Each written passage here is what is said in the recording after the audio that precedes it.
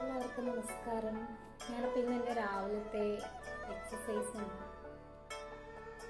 Breathing exercise, asanas, meditation ഒക്കെ ഇങ്ങനെ കഴിഞ്ഞിട്ടിരിക്കുകയാണ്.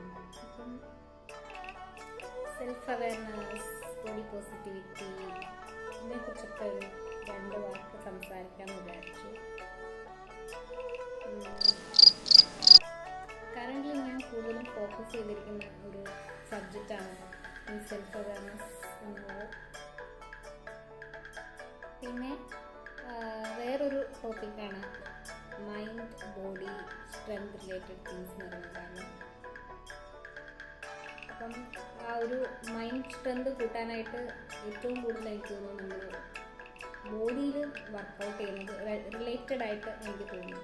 അപ്പം ബോഡിയിൽ നമ്മൾ മസിൽ ട്രെയിനിങ് അങ്ങനെയുള്ള കാര്യങ്ങൾ എന്താണ് നമ്മുടെ ലുക്സ് എന്നുണ്ടെങ്കിലും നമ്മൾ ടു മച്ച് ഫാറ്റ് ആണെങ്കിലും തിന്നാണെങ്കിലും വാട്ട് എവർ ഇറ്റ് ഈസ് നമ്മുടെ ബോഡിക്ക് കൊടുക്കുന്ന ഒരു എഫേർട്ടുണ്ട്. സ്ട്രെങ്ത് ട്രെയിനിങ് അങ്ങനത്തെ കാര്യങ്ങളൊക്കെ ഡെഫിനറ്റ്ലി അത് നമ്മുടെ ഒരു സെൽഫ് അവെയർനെസ്സും ബോഡി പോസിറ്റിവിറ്റിയും കൂട്ടുക തന്നെ ചെയ്യും.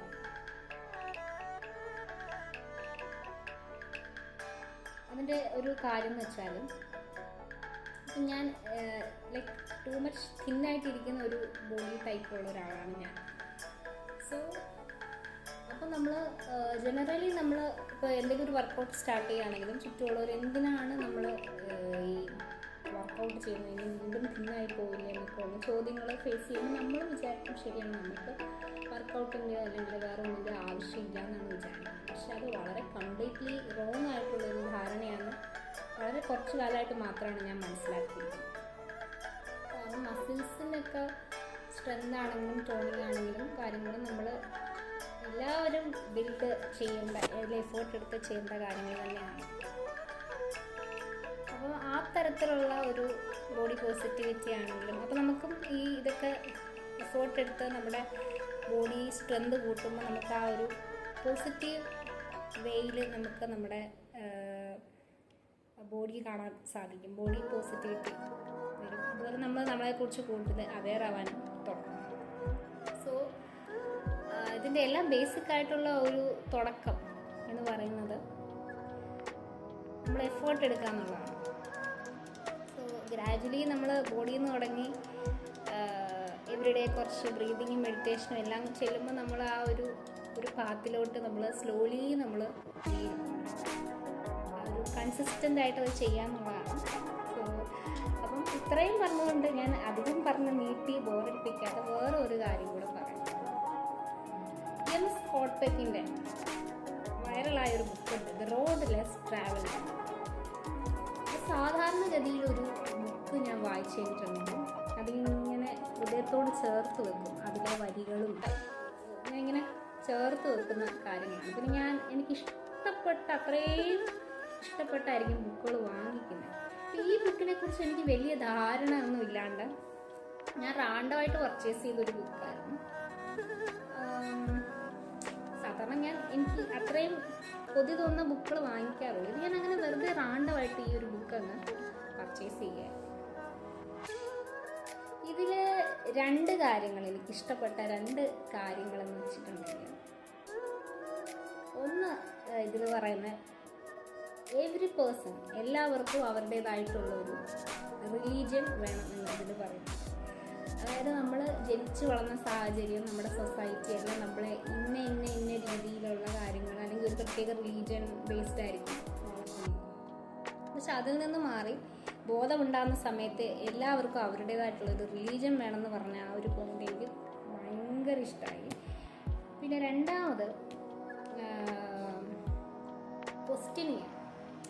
പല കാര്യങ്ങളും നമ്മളിങ്ങനെ ചോദ്യം ചോദിക്കുന്നത് എല്ലായിടത്തും ഭയങ്കര പ്രൊഹിബിറ്റഡാണ്. അല്ലെങ്കിൽ ആൾക്കാർക്ക് ഭയമാണ്, ചോദ്യങ്ങളെ ഭയക്കുന്ന ആൾക്കാരാണ് നമ്മുടെ ചുറ്റിനും ഉള്ള 3/4% ആൾക്കാർ. നമ്മൾ എക്സിസ്റ്റിംഗ് ആയിട്ട് കറൻലി ഇങ്ങനെ വേണമെന്ന് പഠിപ്പിച്ചു വരുന്ന സാധനങ്ങൾ എതിരെ എന്തെങ്കിലും ഒന്ന് ചോദ്യം ചോദിക്കുമ്പോൾ നമുക്ക് കാണാൻ പറ്റും. ആ ഒരു അസഹിഷ്ണുത കറക്റ്റായിട്ട് കാണാൻ പറ്റും. അപ്പം ചോദ്യങ്ങൾ ചോദിക്കുക is the first step of spiritual growth എന്നാണ് ഈ ബുക്കിൽ പറയുന്നത്. പിന്നെയും ഇതിൽ ധാരാളം കൺസെപ്റ്റുകളായിക്കോട്ടെ, കാര്യങ്ങളായിക്കോട്ടെ എല്ലാം പറയുന്നുണ്ട്. പക്ഷേ എനിക്ക് ഈ ബുക്ക് കുറച്ച് എന്താണ് ഒരു ഫേവറേറ്റ് ആയൊരു ബുക്ക് ആവാതെ ആയത്, ചിലപ്പോൾ റിപ്പീറ്റഡ് വായനയിലാവുമ്പോൾ എനിക്കറിയില്ല.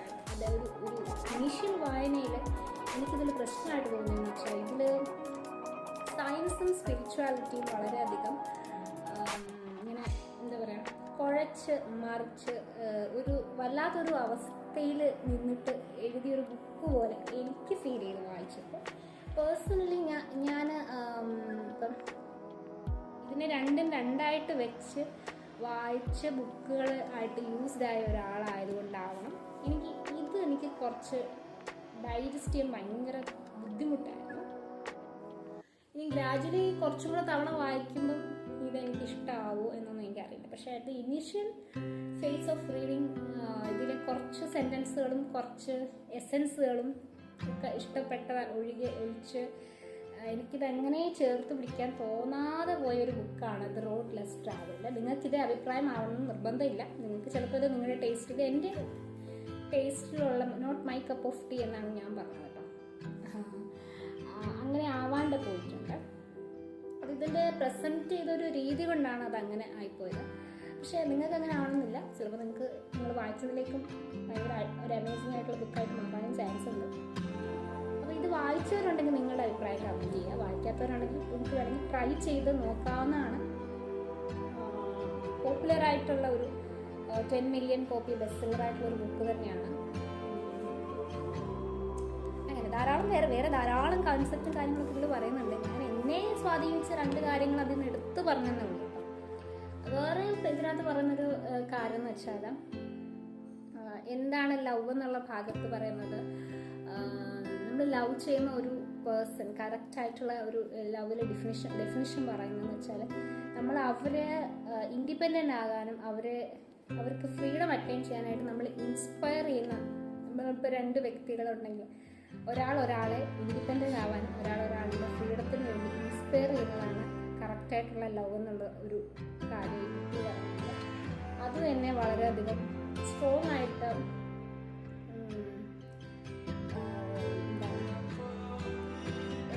ഈ ബുക്കിലെ സ്വാധീനിച്ച ഈ ബുക്കിലെ ഒരു വരിയാണ്. ആ ഒരു വരി എനിക്കിഷ്ടമായി. ആ ഡെഫിനിഷൻ ഓഫ് ലവ് എന്ന് പറയുന്ന ആ ഒരു തരത്തിലുള്ള ഡെഫിനിഷൻ എനിക്ക് ഇഷ്ടമായിട്ടുണ്ട്.